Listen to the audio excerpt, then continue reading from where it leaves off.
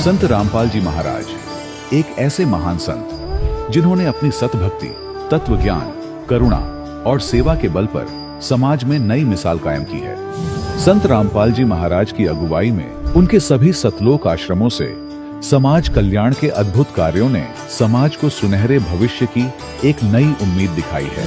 संत रामपाल जी महाराज से नाम दीक्षा लेने के बाद लाखों लोगों की लाइलाज बीमारियां जैसे कैंसर, एड्स आदि ठीक हुई। संत जी के ज्ञान से प्रेरित होकर उनके अनुयायियों ने लाखों यूनिट रक्तदान किया। संत जी ने लाखों बहन बेटियों का दहेज मुक्त विवाह करवाया।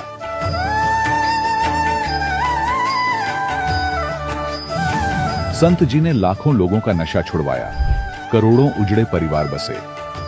संत जी के आश्रमों में समागम के दौरान निःशुल्क नेत्र चिकित्सा, दंत चिकित्सा प्रदान की जाती है।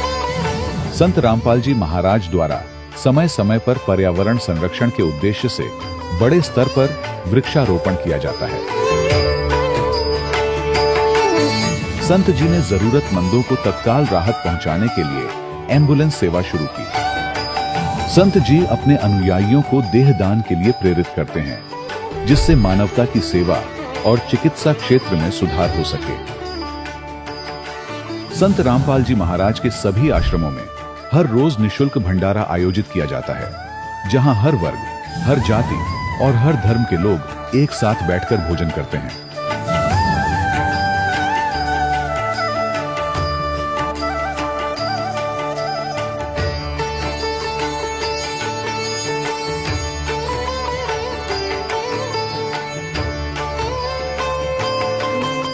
संत रामपाल जी महाराज की अन्नपूर्णा मुहिम ने गरीब और बेसहारा लोगों के जीवन में एक नई ऊर्जा और उम्मीद को जन्म दिया है। घर घर खाद्य सामग्री और जरूरी मदद पहुंचाकर संत रामपाल जी महाराज ने लोगों को दुख और मजबूरी से लड़ने की ताकत प्रदान की है।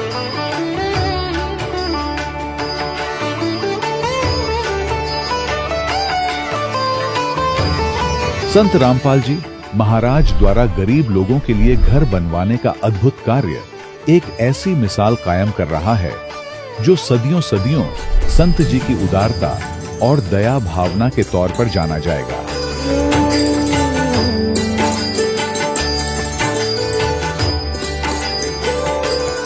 संत रामपाल जी महाराज के आश्रम में हजारों बुजुर्गों को सम्मान और प्यार के साथ जीवन जीने का अवसर मिलता है। उनके खाने, रहने और स्वास्थ्य की पूरी जिम्मेदारी संत रामपाल जी महाराज उठाते हैं। अनाथ बच्चों के लिए संत रामपाल जी महाराज के सभी आश्रम किसी वरदान से कम नहीं। यहाँ उन्हें शिक्षा, संस्कार और भविष्य के लिए बेहतर अवसर प्रदान किए जाते हैं। चाहे बाढ़ हो, भूकंप या महामारी, संत रामपाल जी महाराज और उनके अनुयायी हमेशा ही जरूरतमंदों के लिए सबसे आगे खड़े रहते हैं। कोविड महामारी के दौरान संत रामपाल जी महाराज के आश्रमों से करोड़ों लोगों के लिए भोजन, दवाइयां और जीवन रक्षक सामग्रियां उपलब्ध कराई गई। चाहे गरीब की मदद हो या किसी शोषित और पीड़ित वर्ग के हक और सम्मान की लड़ाई, संत रामपाल जी महाराज ने हमेशा ही उनकी दबी आवाज को सरकारों तक पहुंचाया है और उन्हें उचित न्याय दिलवाने में अहम भूमिका अदा की है। समाज में आध्यात्मिक और सामाजिक मूल्यों के प्रति जागरूकता लाने में संत रामपाल जी महाराज हर कदम पर मानवता के सच्चे सेवक साबित हुए हैं। संत रामपाल जी महाराज का जीवन हमें सिखाता है कि सच्ची सेवा वही है जो निस्वार्थ भाव से की जाए। आइए हम भी इस महान सेवा के कार्य में इस महान संत से जुड़ें और संत रामपाल जी महाराज से नाम दीक्षा लेकर अपने जीवन को धन्य बनाएं।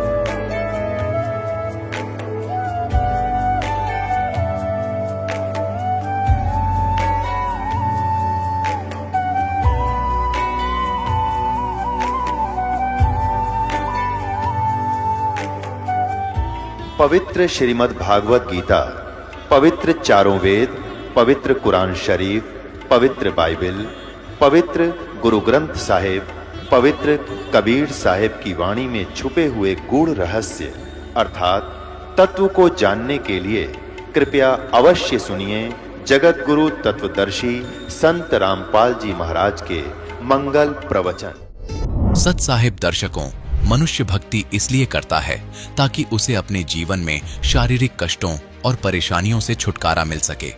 लेकिन जब भक्ति के इतने प्रयासों के बावजूद भी उसके कष्ट कम होने की बजाय लगातार बढ़ते जाएं, तो क्या हो? दर्शकों, कुछ ऐसी ही कहानी थी हरियाणा के निवासी सुभाष चंद्र वर्मा जी की। सुभाष जी ने अपने जीवन में कई प्रकार की भक्ति साधनाएं अपनाई। इन्होंने व्रत उपवास किए, मंदिरों में दर्शनार्थ भी गए और अनेकों देवी देवताओं के मंत्रों का जाप भी किया। लेकिन अफसोस, इतनी साधना और प्रयासों के बावजूद इनके जीवन की परेशानियां और बीमारियां दिन ब दिन बढ़ती ही गईं। लेकिन दर्शकों, आज सुभाष जी का कहना है कि जब से मैंने संत रामपाल जी महाराज द्वारा दी गई भक्ति साधना को अपनाया है और उनसे नाम दीक्षा ली है, तब से मेरा जीवन पूरी तरह बदल गया है। दर्शकों, आखिर सुभाष जी ऐसा क्यों कह रहे हैं? आखिर संत रामपाल जी महाराज ने इन्हें ऐसा कौन सा दिव्य ज्ञान दे दिया जिससे इनकी परेशानियां और परिवार के सदस्यों की लाइलाज बीमारियां छूमंतर हो गईं? आखिर इसके पीछे की सच्चाई क्या है? आइए सुनते हैं सुभाष जी की कहानी उन्हीं की जुबानी। नमस्कार जी। नमस्कार सर। सर, क्या नाम है आपका? मेरा नाम सुभाष चंद्र वर्मा है जी। सुभाष जी, कहाँ के रहने वाले हैं आप? मेरा गांव कुलेरी, जिला हिसार, हरियाणा से हूँ। सुभाष जी, संत रामपाल जी महाराज से नाम दीक्षा आपने कब ली? मैंने सर संत रामपाल जी महाराज से 18 अप्रैल 2019 को ली थी। सर, संत रामपाल जी महाराज से नाम दीक्षा लेने से पहले क्या आप कोई भक्ति साधनाएं भी करते थे? सर, संत रामपाल जी महाराज से नाम दीक्षा लेने से पहले हम सभी देवी देवताओं की भक्ति साधना किया करते थे और हनुमान जी का मैं कट्टर पुजारी था और हनुमान जी को ही ज़्यादा मानता था, उनकी मैं जागरण करवाया करता था। तो सर, जो बचपन से आप हनुमान जी की पूजा करते थे या और अन्य भक्ति साधनाएं करते थे, उन सब से आपको क्या क्या लाभ हो रहे थे? हमें लाभ तो हुए नहीं और नुकसान ही होते रहे। हर रोज़ हमें आर्थिक तंगी की तरफ ही लेते चले गए। वो भक्ति करते करते पहले मेरी पत्नी को प्रेत बाधा हुई और लगातार 20 साल तक रही और हमने बहुत जगह ओझाओं के पास, मंदिर मस्जिदों में खूब धक्के खाए, किसी प्रकार का कोई लाभ नहीं हुआ। और उसके चलते चलते फिर मेरे बेटे को भी हो गई प्रेत बाधा, उसको भी बहुत जगह हमने घुमाया। एक आज़ाद नगर में, यहाँ हिसार में ही पंडित जी हैं, उनके पास हम लेके आए। उन्होंने ये कहा भी इसको तो बहुत ज़्यादा प्रेत बाधा की बाधा है और ये ठीक नहीं हो सकता, और अगर आप बचाना चाहते हो तो बचा लो। फरवरी तक का हमने टाइम दे दिया उनको। वो बोले भाई 1100 रुपये अगर आप ये सामान ला के दोगे तो मैं इसका इलाज कर दूंगा। फिर हमने वहाँ वो उसको सामान वगैरह ला के दिया, उससे कोई लाभ नहीं हुआ। और फिर आर्थिक तंगी बहुत ज़्यादा हो गई, हमारे पास किसी प्रकार का कोई चारा नहीं रहा। इस तरह चलते चलते हम दुखों की ओर बढ़ते चले गए।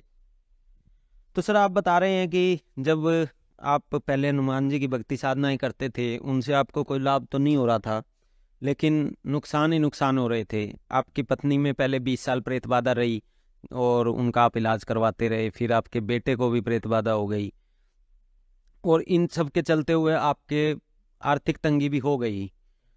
तो फिर संत रामपाल जी की जानकारी आपको कैसे हुई? सर, संत रामपाल जी महाराज की जानकारी हमें, मेरी एक सिस्टर है सबसे छोटी, उन्होंने नाम दीक्षा ले रखी है परमात्मा संत रामपाल जी महाराज से, और वो मेरे पास आए। उन्होंने बताया कि भाई ऐसे ऐसे हैं संत रामपाल जी महाराज इस धरती पर आए हुए हैं, उनसे आप नाम दीक्षा ले लो, आपको बहुत सारे लाभ होंगे। और उन्होंने बताने के बाद हम फिर मेरे मम्मी पापा आए, वो हमको शिवानी आश्रम में नाम दीक्षा के लिए लेके गए। वहाँ से हमें संत रामपाल जी महाराज से नाम दीक्षा मिलेगी। तो सर, जब आपने संत रामपाल जी महाराज से नाम दीक्षा ले ली, क्या उसके बाद आपको कोई लाभ भी प्राप्त हुए?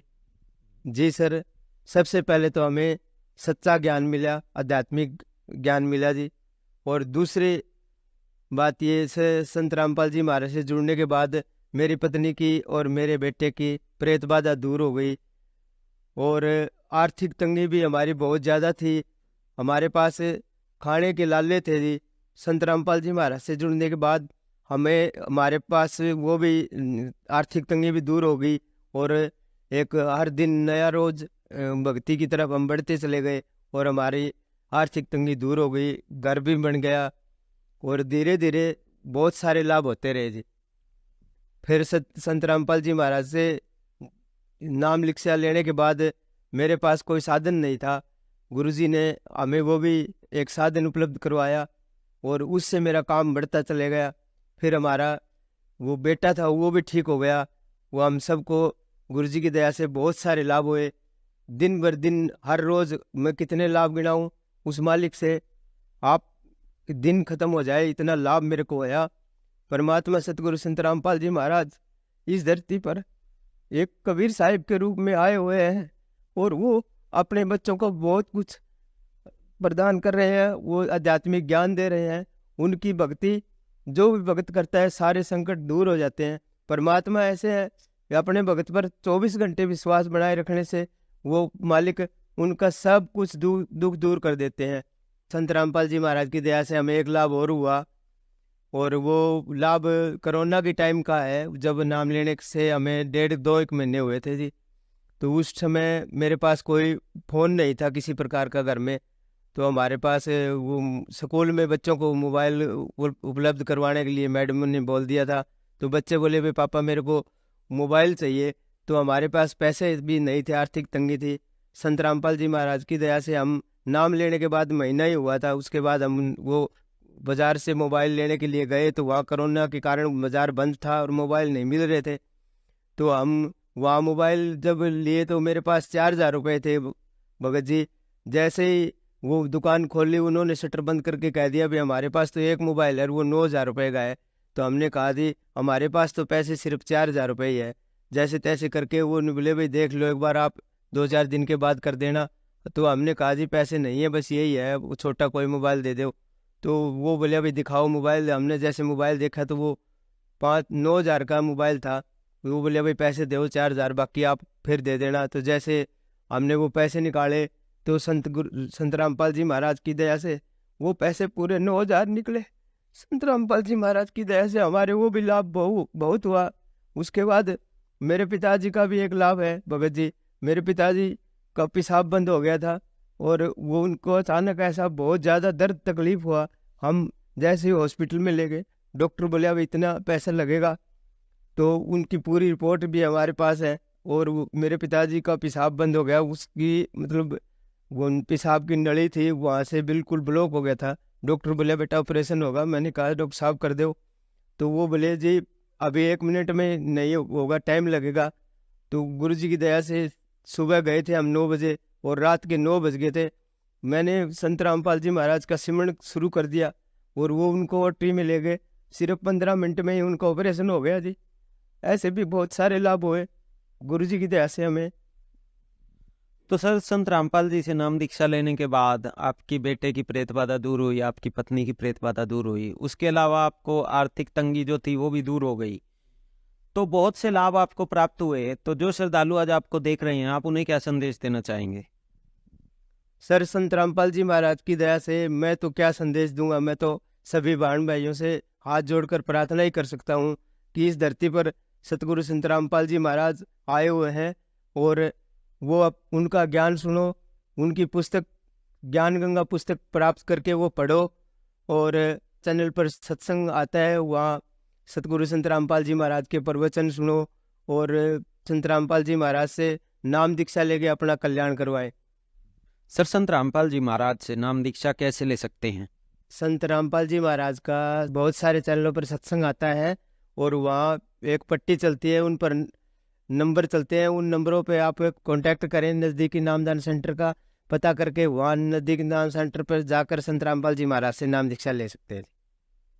धन्यवाद सर। सत साहिब। दर्शकों, अभी आपने सुने संत रामपाल जी महाराज से दीक्षा प्राप्त करके सुखी हुए भक्त के अनुभव। अब देखिए जगत गुरु तत्वदर्शी संत रामपाल जी महाराज के मंगल प्रवचन। पुण्यकर्मी प्राणी होते हुए भी वो दुर्भागी होता है जो भक्ति नहीं करता, और रानी होते हुए या राजा होते हुए जो भक्ति करते हैं, सत साधना करते हैं, चाहे कैसे भी कर रहा है। परमात्मा कहते हैं चाहे कोई भक्ति करे कपट की और उसको भी अपनाऊं, और श्याम दाम दंड भेद सेती फिर सिद्ध मार्ग लाऊं। अब देखो, परमात्मा काल को आने भी नहीं देता, इसलिए आने दिया रानी का जच्चा ना हो या बात। संत जो साची कह गया, परमात्मा ये समझ रहे थे कि या फिर छोड़ दे हो, दूसरा गुरु आते ही उसके भी चरण छुआ और उसकी भी आरती तारा हो। और पुण्यात्मा, गुरु को तजे भजे जो आना, अर्ता पशुआ को फोकट ज्ञाना। परम संत ने छोड़कर फिर उन नकलियां फिर भी आस्था जिसकी है तो वो फोकट ज्ञान श्रद्धा नहीं बनी उसकी। जैसे पति भरता पति से राती आन पुरुष नहीं भावे, और बसे पीहर में सुरत प्रीतम में ऐसे ध्यान लगा। यानी नकली गुरु को त्यागने के बाद, क्योंकि पहले तो आपके पास कोई पैमाना ही नहीं था मापन का, जांच करने का कोई ऐसा वस्तु नहीं थी, विकल्प नहीं था। अब दास आपको पहले संत को जांचने के पैमाने देता है कि इसे नाप के देख लियो जिसके पास ये ज्ञान है। जैसे धर्मदास जी भी पहले ऐसे दूसरी साधना करता था। जब परमात्मा ने उसको सच्चा ज्ञान सुना, वो फिर भी बुद्धि भ्रष्ट हो गई थी बीच में, तो फिर परमात्मा मिले नहीं थे। तो उसने सोचा साधु संत के रूप में मिले थे, कोई भी संत मिलता धर्मदास उसके पास जाता, और जाती कहता महाराज जी ठीक सो, कहा आजा बच्चा ठीक है। वो क्या प्रश्न करता था कि ब्रह्मा विष्णु महेश के माता पिता कौन है? तो वो कहता था अरे ये तो अजरो अमर है, सर्वेश्वर है, ये कहाँ से बात उठा लिया? तो तभी उठकर चल पड़ता था कि ना ये संत नहीं है। तो उसके पास एक पैमाना था उनको जांचने का, और जब उसने परमात्मा मिले दोबारा, फिर वो पूरा काम उनका होना ही था। तो पहले तो आपके पास कोई ऐसा था नहीं मेजरमेंट टेप जिससे आप उसको नाप सकते थे, तोल सकते थे, जांच सकते थे। और जब पूर्ण संत मिल जाए फिर भी वो नहीं मांझता है, वो तो जीवन नास्तिक आपके। हाँ, उनको समझाने की चेष्टा करो गुरुजी। पहले जो गुरुजी थे कि भक्त महाराज जी आदर से बोलो, आप गलत दिशा पर जा रहे हो, इन प्रश्नों का उत्तर तो आप दो, और नहीं ताजा मेरे साथ अपना नाम लो, कल्याण कराओ। इतना यारी है उनके साथ, उससे आगे दोस्ती मत रखना।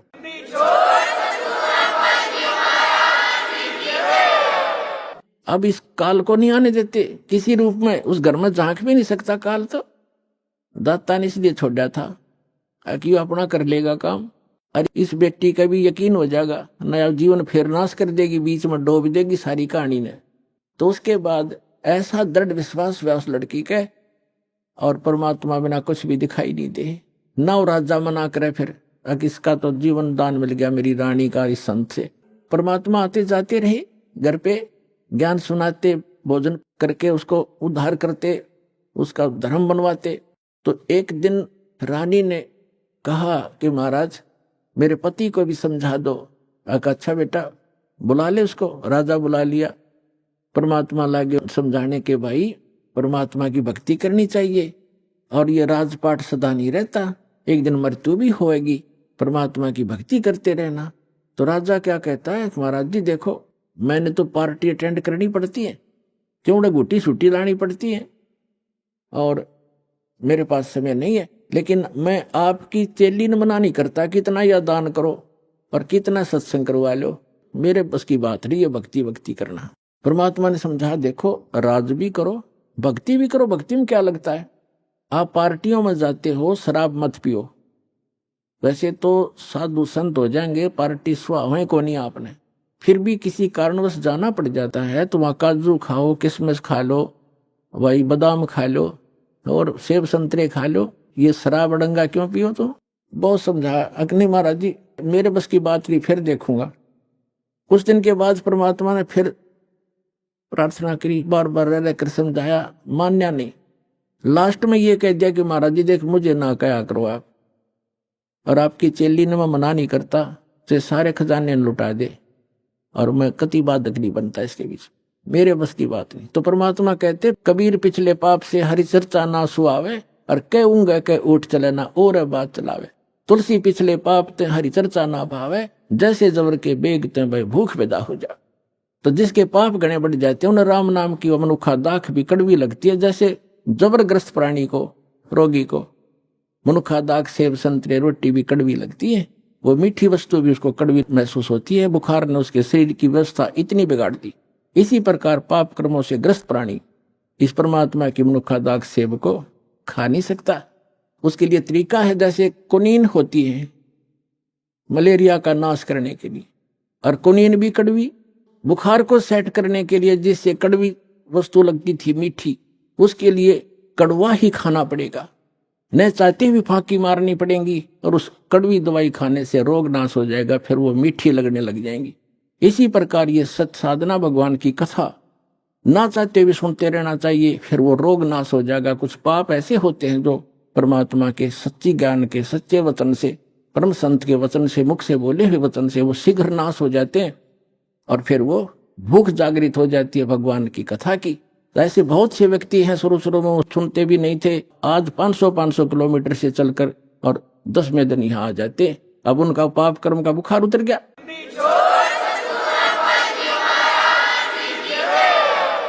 अब परमात्मा ने कहा था कि बेटी आज तू 40 वर्ष की थी जब तेरी डेथ होनी थी।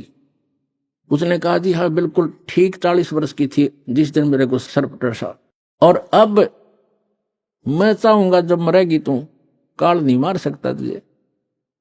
अब वो रानी होगी 80-82 वर्ष की। वो 1-2 बार उसने खुद भी कहा महाराज अब मुझे तो भेज दो सतलोक, सारा काम हो लिया। परमात्मा बोले बेटी देख ले कोई पोता पोती में आस्था तो नहीं है तेरी, कार कोठी में घोड़े कोठी में दैया आस्था रहेगी ना, यहाँ तो तू फॉर्मेलिटी करेगी और ऊपर जाकर तो कति तेरी बार दिखाई देगी शीशे की तरह, फिर वापस पटकनी पड़ेगी। मैंने अगना जी आप तो अंतर्यामी हो, मेरे कोई मन में नहीं है, मैं तो कति फारिग हो रही हूँ, अपने ज्ञान ऐसा दे दिया, मृत्यु तो होनी ही है, चलते हाथ पांव हो जाओ और अच्छा है। तो जब वो 85 वर्ष की होगी तब परमात्मा ने कहा कि ले चल इंद्रमती सतलोक चलते। अब चलो जी। अब परमात्मा अकेले आए थे और किसी को नहीं दिखाई दे रहे थे, और इंदुमती को दिख रहे थे, वो चलेगी। औरों के देखने लगे रानी मर गई, क्या हो गया, हार्ट फेल हो गया, कुछ भी कहते रहो, वह गई अपन उसको पता भी नहीं तो मरी है।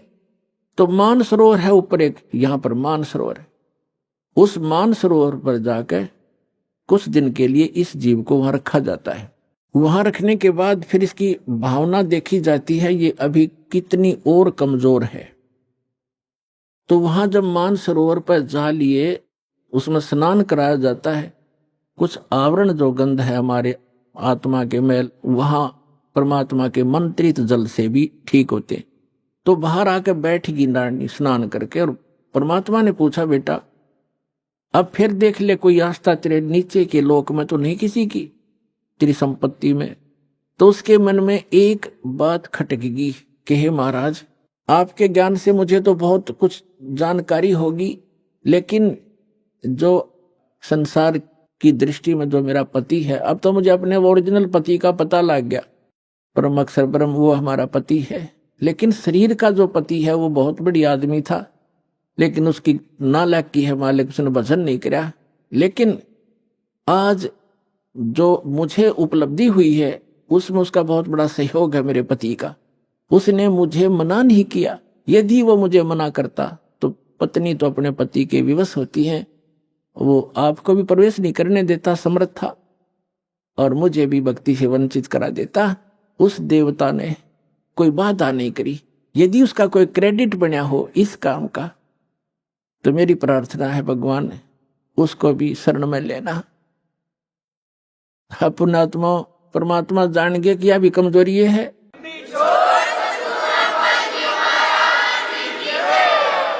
एक वृद्ध व्यक्ति डॉक्टर के पास चला गया, कमजोर सा होता ही है वृद्ध, मांस खत्म, अस्थि पिंजर शेष। डॉक्टर से कहने लगा डॉक्टर जी मेरी पिंडी भड़के हैं, पिंडियों में दर्द होता है, पिंडलियों में। डॉक्टर ने देख लिया दूर रहते हैं, कमजोर वीकनेस के कारण है कि कमजोरी है बाबा।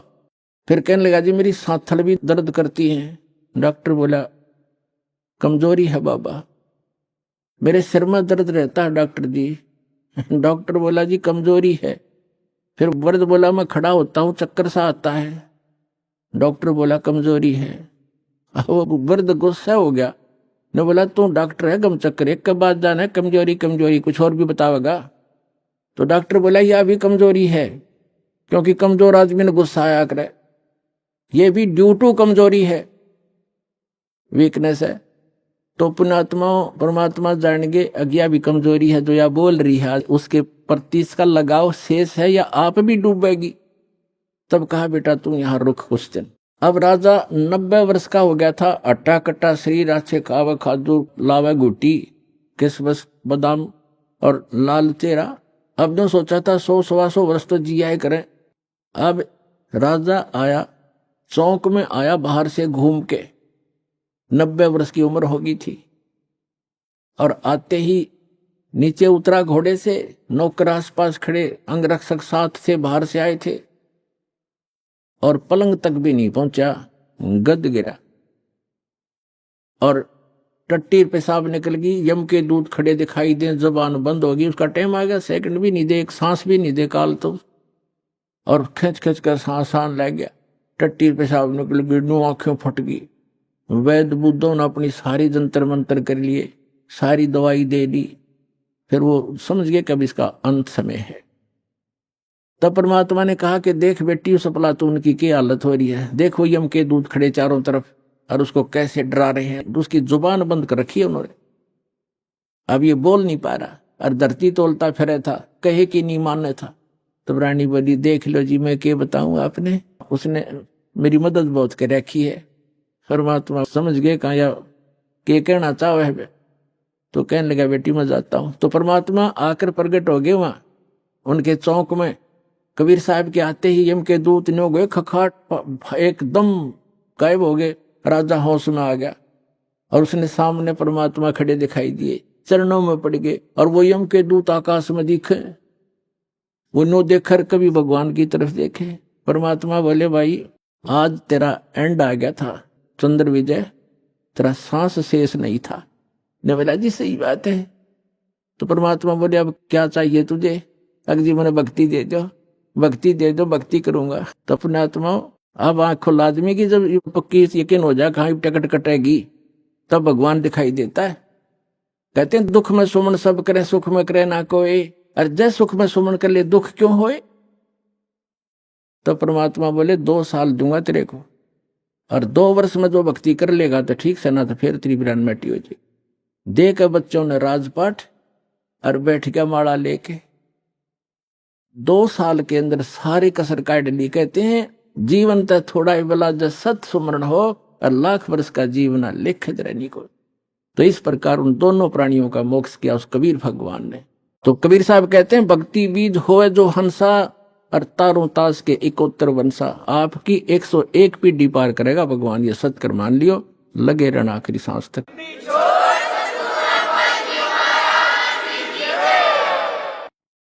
परमेश्वर कबीर जी हम सभी आत्माओं को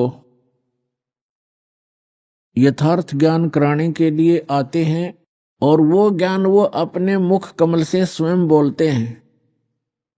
उसको श्रीमद् भगवत गीता अध्याय नंबर 4 के श्लोक नंबर 32 में कहा है कि सच्चिदानंद घन ब्रह्म की वाणी में ब्रह्मण मुखे, ब्रह्मण मुखे का अर्थ है सच्चिदानंद घन ब्रह्म की वाणी में धार्मिक अनुष्ठानों की जानकारी विस्तार से कही गई है, और उस अमरवाणी को, तत्व ज्ञान को जानने के पश्चात प्राणी पूर्ण रूप से मोक्ष प्राप्ति कर लेता है। चौथे अध्याय के 34वें श्लोक में बताया है कि उस तत्व ज्ञान को जो सच्चिदानंद घन ब्रह्म अर्थात परम अक्षर ब्रह्म पूर्ण परमात्मा सत्य पुरुष स्वयं आकर के अपने मुख कमल से जो ज्ञान देता है वो तत्व ज्ञान है। उस तत्व ज्ञान को तू तत्वदर्शी संतों के पास जाकर समझ, उनको दंडवत प्रणाम करने से और निष्कपट भाव से सरलता से प्रसन्न करने से वो तत्वदर्शी संत तुझे उस तत्व ज्ञान का उपदेश करेंगे। इससे एक बात तो ये सिद्ध हो गई है कि गीता ज्ञानदाता ये सच्चिदानंद घन ब्रह्म नहीं है, ये परम अक्षर ब्रह्म नहीं है, ये कंप्लीट गॉड नहीं है। और दूसरी बात ये सिद्ध हो गई है कि गीता जी का ज्ञान इनकम्प्लीट है, ये कंप्लीट नहीं है। क्योंकि गीता ज्ञानदाता स्वयं कहता है कि कोई तत्व ज्ञान है और वो गीता से हटकर है। यदि गीता के अंदर ही वो ज्ञान होता तो वो बोल देता कि गीता अध्याय नंबर फलाने में आप उस ज्ञान को पढ़ो, वो तत्व ज्ञान है। उसने स्पष्ट किया गीता ज्ञानदाता ने कि कोई और ज्ञान है जो गीता का ज्ञान मैं दे रहा हूं उसे हटकर है, और वो कंप्लीट ज्ञान है, कंप्लीट स्पिरिचुअल नॉलेज है। और तीसरा कंसेप्ट ये क्लियर हो गया कि गीता ज्ञानदाता भी उस तत्व ज्ञान से परिचित नहीं है, इसलिए उसने तत्वदर्शी संतों के पास जाकर तत्व ज्ञान को समझने के लिए अर्जुन को कहा है। तो वो तत्वदर्शी संत पुण्यात्माओं, ये दास है रामपाल दास, वो तत्वदर्शी संत है।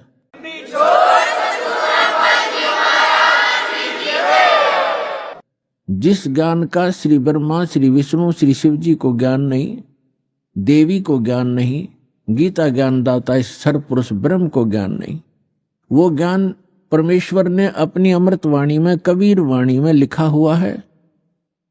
और कबीर पंथी भी उस ज्ञान को समझ नहीं सके। सच्चिदानंद घन ब्रह्म की वाणी सूक्ष्म वेद कहलाता है। वो सूक्ष्म वेद को जो कबीर पंथी कहलाते हैं वो भी नहीं समझ सके, क्योंकि वेदों का समझना ये जनसाधारण की सतर की बात नहीं है।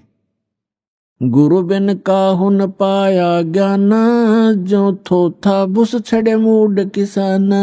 गुरु बिन वेद पढ़े जो प्राणी, समझे न सार रह अज्ञानी। क्योंकि गुरु के बिना वेदों को समझा नहीं जा सकता, और गुरु के बिना जो वेद पढ़ते हैं उनको निष्कर्ष पता लगता नहीं, सारांश से परिचित नहीं हो पाते। इसलिए उनका प्रयत्न ऐसा है जैसे कोई मूढ़ किसान भूस को कूट कर उससे कनक प्राप्ति का प्रयत्न कर रहा हो। जैसे धान की पराली पड़ी हो कहीं पर और उस पराली को कोई कूट रहा हो और उससे कोई पूछे क्या कर रहा है, कि धान निकाल रहा हूं, तो उसका व्यर्थ प्रयत्न है। वो बुद्धिमान व्यक्ति नहीं है, या तो शराब के नशे में या कति मेंटल है। तो इसी प्रकार बताया है कि वेदों का गुरु के बिना पढ़ना, ये नकली गुरुओं से भी वेद नहीं पढ़े जा सकते। आज तक के जितने ऋषि महर्षि हुए ये सारे नकली गुरु थे, ये गुरु नहीं थे। इनको अध्यात्म ज्ञान शून्य था इनका। गुरु स्वयं परमात्मा आते हैं। तुम साहेब तुम संत हो, तुम सतगुरु तुम हंस, गरीब दास तेरे रूप बिन और न दूजा अंश। आदरणीय स्वामी रामानंद जी ने जब परमात्मा को सचखंड सतलोक यथास्थान पर देखा और फिर उसको यहां पर भी काशी में देखा उस कबीर भगवान को, तब कहा था दोहू ठोर है एक तू और भया एक से दो। गरीबदास जी इन चित्रण कर रहे हैं जैसे तुलसीदास जी ने रामायण को चित्रण किया। गरीबदास हम कारणे तुम आए हो मगजो। रामानंद जी कह रहे हैं कि हमारे लिए आप सतलोक से चलकर आए हो, दोनों ठोड़ आप ही हो, ऊपर भी सतलोक में सचखंड में भी आप हो और यहां भी आप ही हैं। दोहू ठोर है एक तू भया एक से दो, गरीबदास हम कारणे तुम आए हो मगजो। तुम साहेब तुम संत हो, तुम ही भगवान हो, परमेश्वर हो, और तुम ही वास्तव में संत हो जो संत के अंदर गुण होते। तुम सतगुरु, सतगुरु माने सच्चा ज्ञान देने वाले, सब सदग्रंथों से परिचित आप ही हैं। और आप ही हंस हैं। हंस माने विकार रहित आत्मा। जिसमें कोई किसी प्रकार का दोष ना हो। रियल में जो भक्त होते हैं, स्वामी रामानंद जी कह रहे हैं कि वास्तव में भगवान भी आप ही हो, जो रियल गॉड होता है, कंप्लीट गॉड आप है। और आप ही संत हो, संत जो शील स्वभाव के होते हैं। और आप ही सतगुरु हो, सब सदग्रंथों को जानने वाले। सतगुरु के लक्षण कहूं मधुरे बैन विनोद, 4 वेद 6 शास्त्र वो कहे 18 बोध। सतगुरु के लक्षण भी बता दिए कि सभी सदग्रंथों का जानकार होता है वो सतगुरु होता है। तो उन सब सदग्रंथों का ज्ञान परमेश्वर ने स्वयं सतगुरु रूप में आकर के 600 वर्ष पहले कबीर वाणी में, सच्चिदानंद घन ब्रह्म की वाणी में बोला। वो परमात्मा स्वयं आकर ही अपना ज्ञान बताते हैं। वो वास्तव में गुरु होते हैं और उनके द्वारा बोली गई अमृतवाणी लिपिबद्ध की जाती है। वो सूक्ष्म वेद है, सच्चिदानंद घन ब्रह्म की वाणी है, वो कबीर वाणी है। उस सूक्ष्म वेद को कबीर पंथी नहीं समझ सके। अन्य समाज तो कोसों दूर है उनके विधान और परमात्मा के ज्ञान से। लेकिन जो कबीर पंथी कहलाते थे ये नकली हैं सारे, क्योंकि इनके पास कबीर साहब का यथार्थ ज्ञान नहीं, इनके पास यथार्थ भक्ति विधि नहीं। तो इसलिए उसके पश्चात परमात्मा स्वयं फिर अन्य महापुरुषों को भी मिले अपना साक्षी बनाने के लिए कि कबीर इज गॉड। पुण्यात्माओं, परमात्मा का जो ज्ञान है परमात्मा ही करा सकता है। जीव अपनी शक्ति बल से या अपने अभ्यास प्रयत्न से परमात्मा को नहीं जान सकता। अगर ये जान सके होते तो हजारों वर्ष इन्होंने समाधि मेडिटेशन करके देख लिए। अब जो 2.5 घंटे सुबह 2.5 घंटे शाम भक्ति करके मोक्ष का दावा करते हैं, वो खोखला दावा उनका। हजारों वर्ष उन्होंने इस शरीर में खूब टक्कर मार ली और लास्ट में कह दिया गॉड इज फॉर्मलेस, परमात्मा निराकार है, परमात्मा का केवल प्रकाश देखा जा सकता।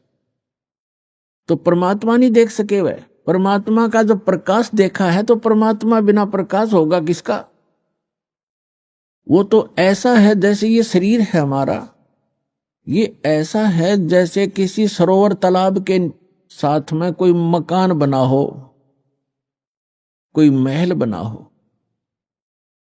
और उस सूर्य का प्रकाश उस सरोवर के जल से रिफ्लेक्ट होकर, प्रतिबिंब होकर के, और उस मकान की किसी छत पर लग रहा हो, तो वहां उसका प्रकाश तो सूर्य का है लेकिन वो सूर्य नहीं है।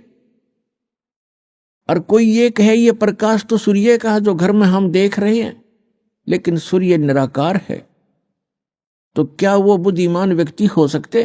तो इस शरीर रूपी महल में उस परमात्मा का रिफ्लेक्टेड यानी प्रतिबिंब देखते हैं ये लोग। और लास्ट में इन्होंने यही मान लिया कि परमात्मा निराकार है, परमात्मा का केवल प्रकाश देखा जा सकता है त्रिकुटी में या जहां भी वो ध्यान का व्यर्थ प्रयत्न करते। तो परमात्मा बिना प्रकाश किसका हो गया वो? तो परमात्मा निराकार कैसे है? जब उसका प्रकाश आपने देखा तो है कहीं वो? तो सूर्य को निराकार बताने वाले और सूर्य का प्रकाश देखने का दावा करने वाले वो बुद्धिहीन प्राणी है। यही यथास्थिति समझ लेना इन अज्ञानी ऋषि महर्षि और आज तक के जितने परमात्मा से अपरिचित संत हैं, उन्होंने यही थ्योरी बताई है। चाहे वो राधा स्वामी पंथ से संबंधित है, चाहे वो धन सतगुरु पंथ से, चाहे जय गुरुदेव पंथ से, और चाहे कोई अन्य जितने भी आज तक संत ऋषि महर्षि आप जिससे भी विचार सुनोगे, परमात्मा निराकार है। और जो निराकार और साकार दोनों स्थिति बताते हैं वो कति अनजान है। वो कहते हैं परमात्मा मूलतः तो वो निराकार ही है, लेकिन यहां साकार बनकर आता है, जैसे श्री राम और श्री कृष्ण रूप में। कोई बात हुई? फिर निराकार साकार अलग कैसे हो गया? तो साकार मानो या निराकार मानो उसको, तो दोनों सच्ची नहीं होती किसी वस्तु की। कोई नो कहे अंधा भी है और दिखे भी है, ये दोनों बात थोड़ी हो सकती है कि अंधा है तो अंधा ही है, उसको दिखता नहीं फिर, और दिखता है फिर अंधा कैसे? निराकार है तो साकार कैसे हो, साकार है तो निराकार कैसे। तो जिन महापुरुषों को परमात्मा स्वयं मिले अपने प्रयत्न से, पुण्यात्माओं, आज तक किसी ने भगवान को पाया नहीं। राज्य भी त्याग दिया, परिवार भी त्याग दिया, जंगल में वन में जाकर के गुफाओं में भी रह लिए, धुने लगाकर प्रयत्न किए, चारों तरफ आग बाल कर, और झरनों में खड़े होकर भी साधकों ने परमात्मा प्राप्ति का प्रयत्न किया, लेकिन ऑल इन वेन, यानी सभी निष्फल रहे, क्योंकि उनकी साधना अकॉर्डिंग टू द शास्त्र नहीं थी, उनकी साधना शास्त्र अनुकूल नहीं थी, मनमाना आचरण था। और अब भी जो कर रहे हैं मनमाना आचरण, वो भी अपना जीवन व्यर्थ कर रहे हैं। जैसे श्रीमद् भगवत गीता अध्याय नंबर 16 के श्लोक 23 और 24 में स्पष्ट किया है कि शास्त्र विधि को त्याग कर जो मनमाना आचरण करते हैं उनको न तो कोई सुख होता है, न उनकी परम गति होती है, और न ही उनका कोई कार्य सिद्ध होता है, उसको कोई सिद्धि भी प्राप्त नहीं होती, अर्थात यूजलेस, व्यर्थ। इसलिए गीता अध्याय नंबर 16 के श्लोक नंबर 24 में स्पष्ट किया है, इससे तेरे लिए अर्जुन कर्तव्य और अकर्तव्य की व्यवस्था में सदग्रंथ ही प्रमाण है। सदग्रंथों के आधार से ही आप अपना कौन सी साधना करनी चाहिए, कौन सी ना करनी चाहिए, ये निर्णय कीजिए। किसी की दंत कथा लोकवेद पर विश्वास मत कीजिए। तो जितने भी ये कह रहे हैं कि परमात्मा निराकार है, वो कहीं रहता नहीं है, उसका कोई बॉडी नहीं है, परमात्मा बॉडीलेस है, तो ये सब भ्रमित हैं, इनको कतई ज्ञान नहीं अध्यात्म मार्ग का। और जिन महापुरुषों को परमात्मा आकर मिले वो स्वयं ही आकर मिले, उनका एक विधान है, वो ऐसी लीला करते ही करते हैं जैसे हमारे वेद प्रमाण करते हैं। ऋग्वेद मंडल नंबर 9 सूक्त 86 मंत्र 26 और 27 में, ऋग्वेद मंडल नंबर 9 सूक्त 82 मंत्र 1, 2, 3 में, ऋग्वेद मंडल नंबर 9 सूक्त 54 मंत्र 3 में, ऋग्वेद मंडल नंबर 9 और सूक्त 94 के मंत्र 1 में, ऋग्वेद मंडल नंबर 9 सूक्त 95 के मंत्र नंबर 2 में, ऋग्वेद मंडल नंबर 9 सूक्त 96 के 96 के मंत्र 16 से लेकर 20 में, ऋग्वेद मंडल नंबर 9 सूक्त 20 के मंत्र 1 में, ऋग्वेद मंडल नंबर 9 सूक्त 1 मंत्र 8 और 9 में।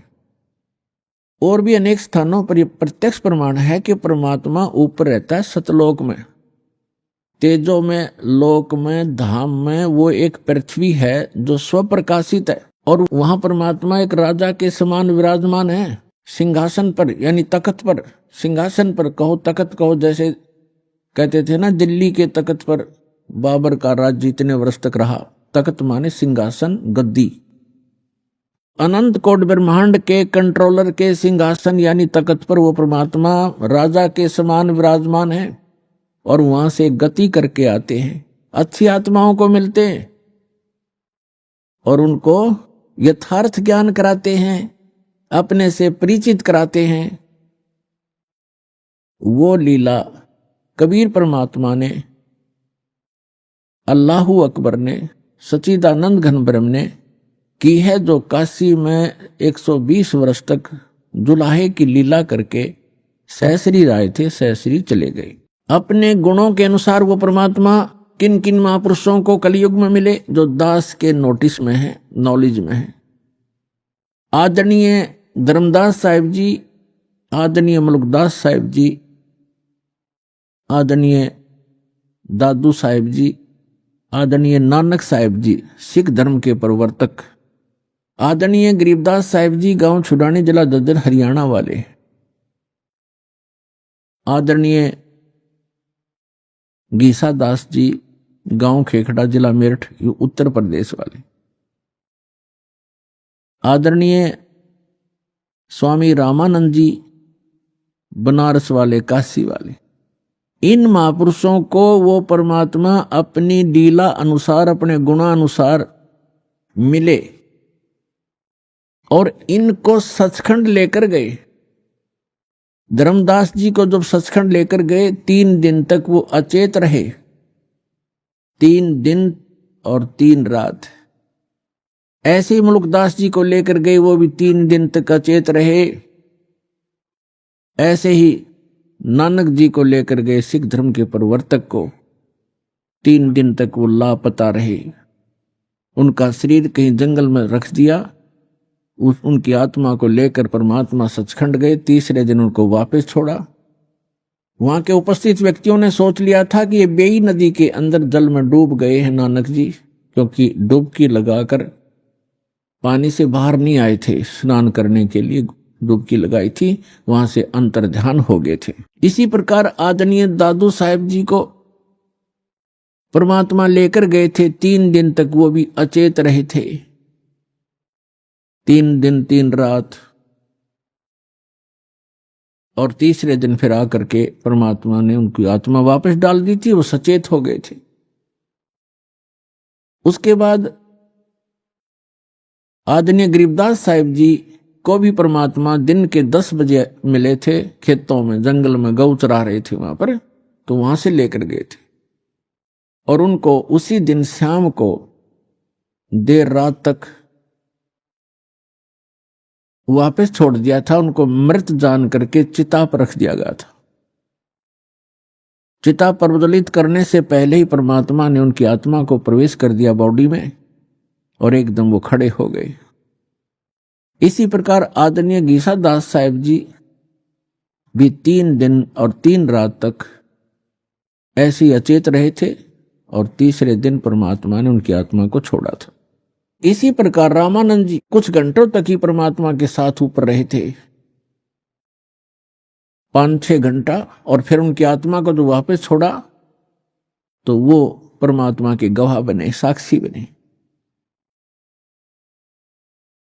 तो पुण्यात्माओं, उनमें से आदरणीय गरीबदास साहिब जी गांव छुडानी, जिला झज्जर वाले,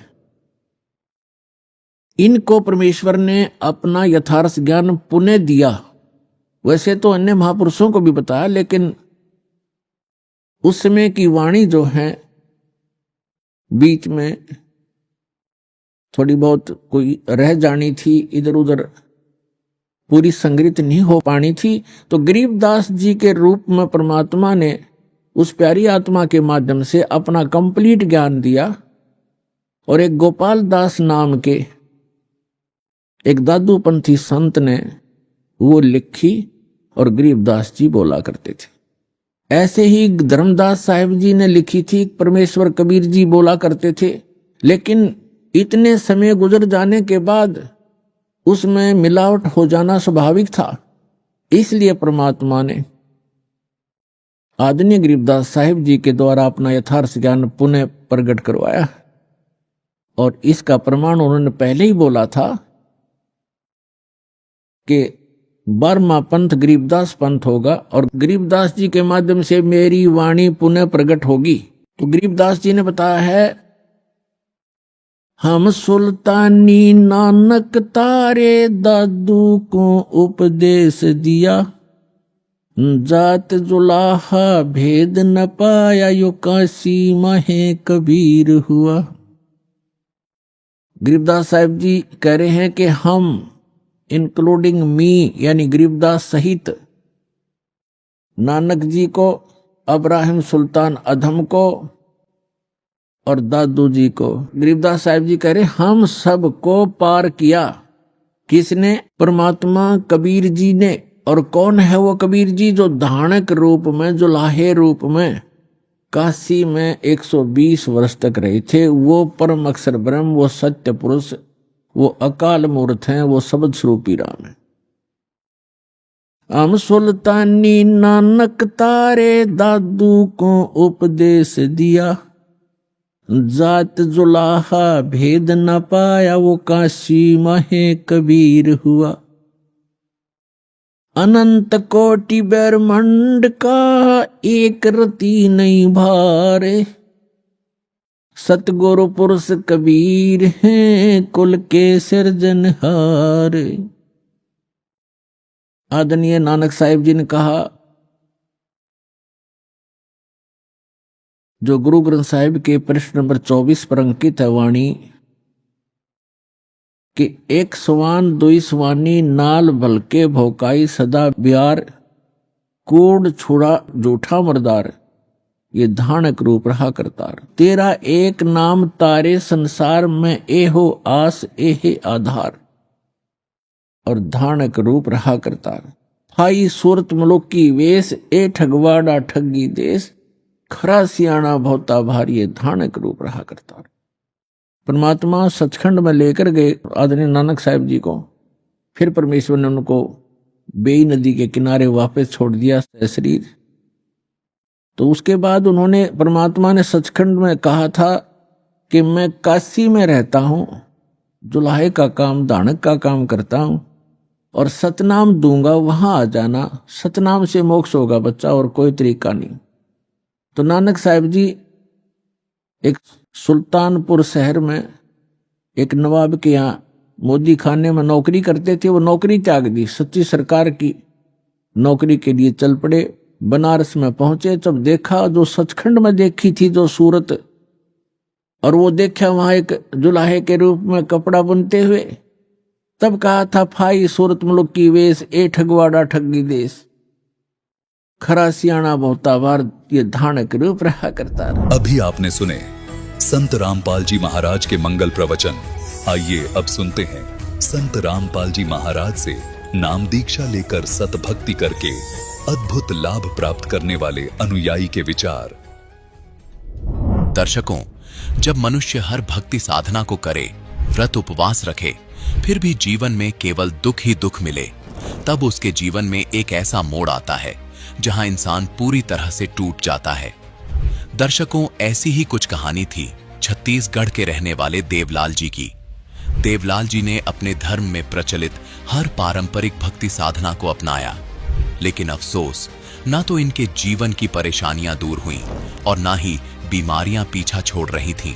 लेकिन दर्शकों, आज देवलाल जी का कहना है कि जब से मैंने संत रामपाल जी महाराज की शरण ग्रहण की है और उनके द्वारा बताई गई शास्त्रानुकूल भक्ति को अपनाया है, तब से मेरे जीवन में अद्भुत लाभ हुए हैं।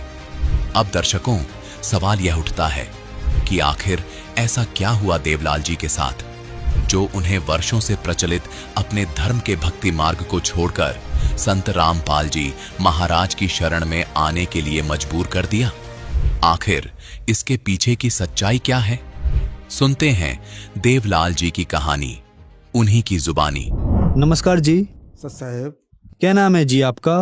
देवलाल दास सर जी। देवलाल जी, आप कहाँ से हैं? बड़नगढ़ डिस्ट्रिक्ट कोरिया, छत्तीसगढ़ से। संत रामपाल जी महाराज से नाम दीक्षा आपने कब ली?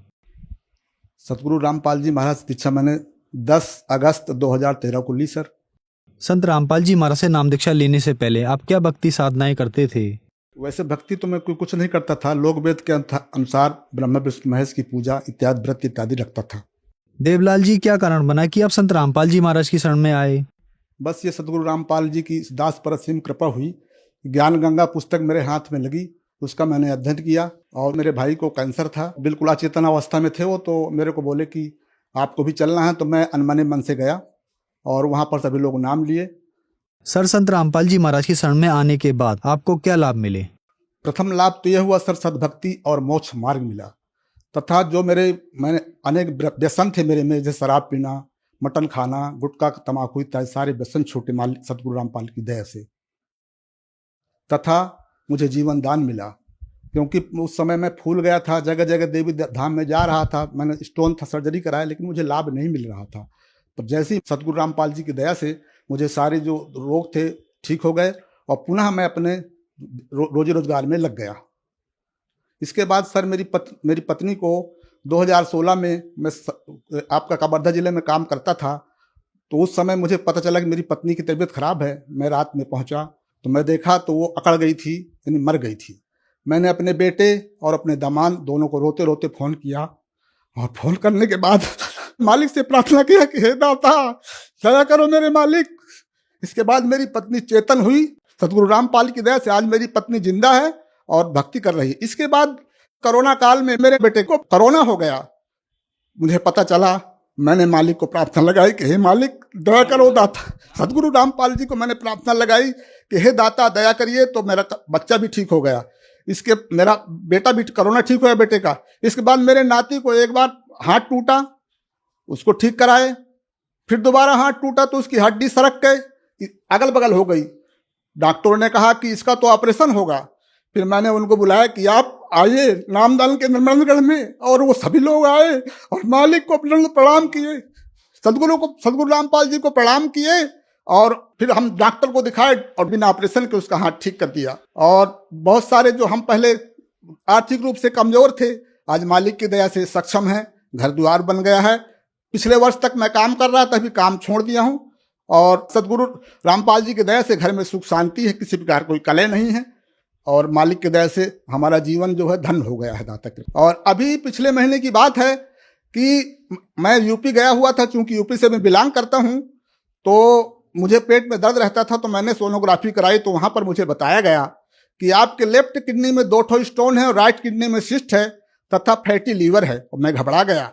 जैसे ही वापस मैं आया तो मुझे लगा कि मैं अच्छे अस्पताल में मुझे जाना चाहिए, तो मैंने रायपुर सीएस हॉस्पिटल, जो यहाँ का फेमस हॉस्पिटल राजधानी में है, वहाँ पर मैंने जांच कराई, तो उसमें स्टोन नहीं। मालिक को प्रार्थना लगाई, भूल गया था, मालिक को सदगुरु रामपाल जी को प्रार्थना लगाई और लगा के मैं चला, रात में चला ट्रेन से, तो रात भर ट्रेन चलने के बाद मैं रायपुर पहुंचा। रायपुर में जाने के बाद मेरा सोनोग्राफी तो हुआ ही, प्लस ब्लड की सारी जांचें हुई उसमें। तो पता चला कि डॉक्टर को दोबारा मैं सब रिपोर्ट दिखाई, तो डॉक्टर ने कहा कि अब आपको स्टोन नहीं है, और जो 2 बीमारी बताई गई वो सामान्य लक्षण है। मैं आपको 1 महीने की दवाई देता हूँ, और 1 महीने के बाद दवाई खाने के बाद दवाई आप बंद कर दीजिएगा। इसके बाद 1 साल के बाद अपना चेकअप कराइएगा। और मालिक की दया से मैं आज पूर्णतः स्वस्थ हूँ, किसी प्रकार की मुझे कोई परेशानी नहीं है। ये जांच रिपोर्ट आज भी मेरे सामने है, पहले की जांच रिपोर्ट जो हुई है और ये बात की जांच रिपोर्ट मेरे सामने है। सर जी, जब अचानक मेरे पेट में दर्द हुआ तो अचानक मुझे यूपी जाना पड़ गया, तो मैंने चाहा कि सोनोग्राफी करा लूँ, तो मैंने वहाँ सोनोग्राफी कराई। तो सोनोग्राफी कराने के बाद पता चला कि मेरे लेफ्ट किडनी में 3.4 और 6.7 की 2 स्टोन लेफ्ट में, और राइट में सिस्ट है तथा आपके लीवर में सूजन है। मैं घबरा गया। जैसे ही वापस लौट के आया, फिर मैं रायपुर की ओर प्रस्थान किया। मालिक को प्रार्थना लगाने के उपरांत, सतगुरु रामपाल जी को प्रार्थना लगाने के उपरांत, रात में मैं ट्रेन से रायपुर चला, सवेरे पहुंचा रायपुर। रायपुर में डॉक्टर के पास जब मैं गया, मेरा नंबर आया, तो डॉक्टर ने मुझे सोनोग्राफी और बहुत सारी सिटी स्कैन, ब्लड की बहुत सारी जांचें लिखी, करीब 4,500 रुपये की 4,500 रिपोर्ट जांचें लिखी। जांच करने के बाद डॉक्टर के पास जब दोबारा मैं गया, तो डॉक्टर ने कहा कि आपके पास स्टोन है ही नहीं। नहीं, पहली बात तो यह है कि जब मैं सोनोग्राफी गया तो सोनोग्राफी करने वाला मेरी पुरानी रिपोर्ट मांगने लगा। पुरानी रिपोर्ट ला के दिया, तो बोले ये कैसे हो रहा है, पहली रिपोर्ट में तो आपको स्टोन दिखा रहा है, लेकिन इस रिपोर्ट में स्टोन नहीं दिखाई दे रहा है। मैं बोला ये तो सदगुरु रामपाल जी की दया है, ये 5 दिन के अंदर अंदर हुआ है। 10/7 की रिपोर्ट पहली थी और ये 15/7 की रिपोर्ट दूसरी है। और लाभ मालिक की दया से देखिए, सद्भक्ति मिली हुई है मुझे, और घर में सुख शांति है, किसी प्रकार का कोई कलह नहीं है। हमारे बेटी, दमाद के बच्चे सभी लोग शरण में आए। दाता ने कृपा की तुच्छ जीव को। संत रामपाल जी महाराज से नाम दीक्षा लेने के बाद आपको बहुत सारे लाभ मिले। तो जो दर्शक आज आपको टीवी पर देख रहे हैं और वो भी किसी न किसी बीमारी से ग्रस्त हैं और संत रामपाल जी महाराज से नाम दीक्षा लेना चाहते हैं, तो कैसे ले सकते हैं? बंदी छोड़ सतगुरु रामपाल जी महाराज की शरण में अगर आना है, तो पहली बात तो चैनल पे डेली सत्संग आता है, उस सत्संग को देखें। सत्संग में एक पीली पट्टी आती है, उसमें अनेक नंबर लिखे हुए हैं, और उन नंबरों से जब आप कॉल करेंगे तो आपको नजदीकी नामदान केंद्र का पता चलेगा। या आप फ्री ऑफ कास्ट में विभिन्न पुस्तक, जैसे ज्ञान गंगा, जीने की राय, गीता तेरा ज्ञान, गरिमा गीता, भक्ति से भगवान तक, बहुत सारी पुस्तकें सतगुरु रामपाल जी के माध्यम से निकलती हैं। उन पुस्तकों को अध्ययन करें, और जब आपको लगे कि आवश्यक है तो आप ज्ञान लें और अपना धन जीवन बनाएं। धन्यवाद सर। सत साहेब।